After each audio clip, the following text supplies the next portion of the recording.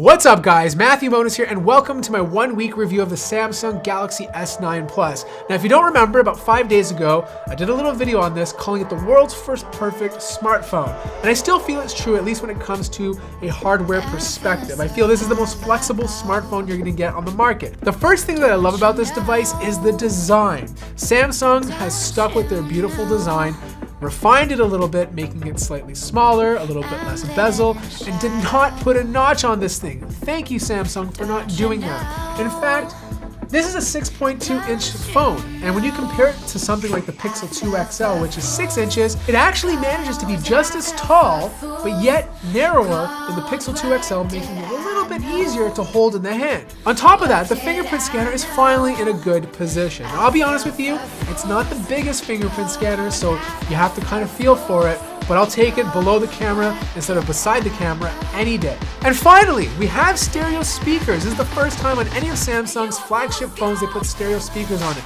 They sound good, but obviously not as good as the ones on the iPhone 10, but really much better than the ones on the Galaxy S8 from last year. The next thing that I really like about this phone is the display. I mean, Samsung is years ahead of the competition when it comes to mobile display technology. The display on their smartphones are just significantly better than everybody else. For example, I got the Pixel 2 XL right here. It's not a bad display, it looks great, but there's blue shifting, the colors are kind of smudgy in comparison, the Samsung panel gets significantly brighter, and the colors even look more vibrant. It's amazing how they can take a already great display on the S8 and improve it the next year, making it even better. In fact, DisplayMate says this display is almost perfect, or it is perfect. That's how far ahead Samsung is with their display technology. Now, it still has an edge on the display, which has always been a complaint of mine in previous models, but this year it's a lot more flat, which I don't find awkward to type on. The camera's also been improved. Now, it's not significantly better than the Galaxy S8 from last year, but it is slightly better. I mean, when I compared it to the Pixel 2 XL, it really came down to personal preference. I found the 2 XL to have more dynamic range, do a better job with the shadows, but produce a little bit more noise. And the only reason being is because on the Galaxy S9 Plus, they're a lot more aggressive with their software. I find they use a lot of noise reduction, taking some of the image quality out of the image. But in low light scenarios, the S9 did really well. Because of that lower aperture of f1.5, you get a lot more light into the camera sensor, producing slightly better photos. To be honest, guys, the camera differences between any of these top flagship phones are so minor and so minute, it really doesn't make a difference. Do you prefer the cooler tone on the Pixel 2 XL, or do you prefer the slightly warmer tone on the Galaxy S9? The camera quality, the images are going to look all fairly good. The only differences was when it came to video. The Pixel 2 XL still does a better job stabilizing footage than the Galaxy S9. Is it significant? No, but it is noticeable. The only thing that I don't like about the Galaxy S9 Plus is the front-facing camera. It's still the same one as last year, and compared to the competition, it just didn't produce as good of front-facing selfies as everybody else. And the last thing that I really love about this phone is the performance. The Snapdragon 845 paired with the 6 gigabytes of RAM allow this phone to feel really smooth. I never had any stutter, never had any micro lag, it just feels very snappy. In fact, Pixel 2 XL snappy, that's how snappy this phone is. Now, in all fairness, it's only been about a week, and with previous Samsung devices, they tend to slow down after a few months' use. I felt that with the Galaxy S8, but I didn't feel it with the Galaxy Note 8. Now for some of the things that I don't like, and the first one is the battery life. When I first got this, I said 3,500 milliamps. This is great. It's a big battery. It's going to get me to a day and a half. But quite frankly, I'm barely making it through the entire day.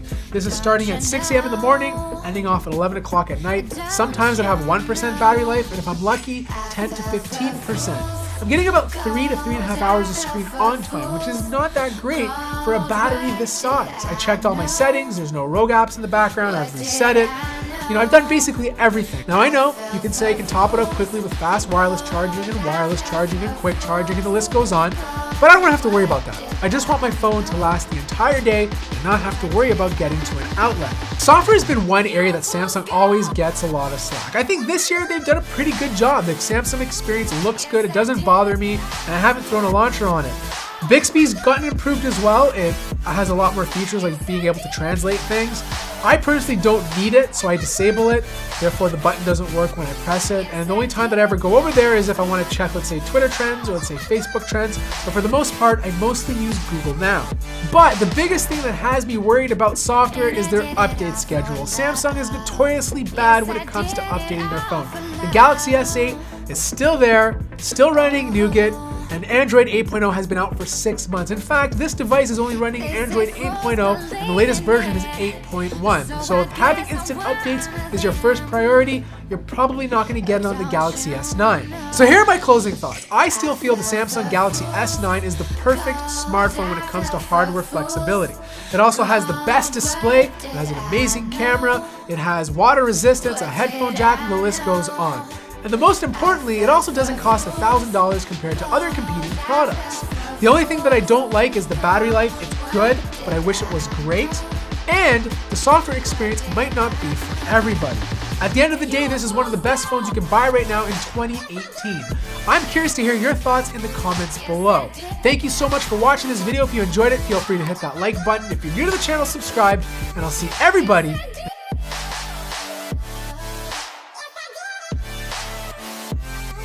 Yes, I did.